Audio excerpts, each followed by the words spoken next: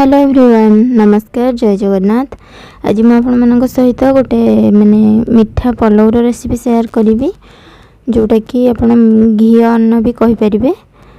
Eighty देखंतु एटा बहुत ही कम समय बनीजी। ये मो प्रेसर रे नहीं जाइछि टिके घी से टिके भल बास्ना फ्लेवर पई पकेदेली गोटा गरम मसला तापरे तेजपत्र तापरे काजू किशमिश ताको आम भल से भाजी दबा। आपण जी चाउल पकेबे तार डबल आपण पानी दे देबे।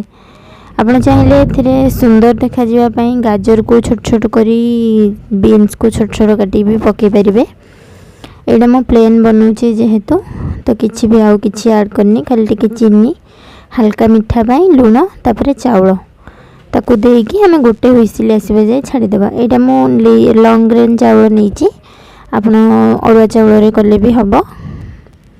एटी देखंतु हमरा गोटे हुइसिल परे हमरा राइस पूरा रेडी हो जाइछि। केमते गोटा गोटा अछि म आपन को देखेबी बाढिला बेले। आउ जेहेतु मो लंबा माने नैछि बिरयानी राइस, तो एठा एमते लंबा लंबा भात ही हेछि। और एबे संग संग घांटीबानी, घांटीले माने पूरा गुंड हो जिवो। ताको म रेस्ट पई छाडी देली।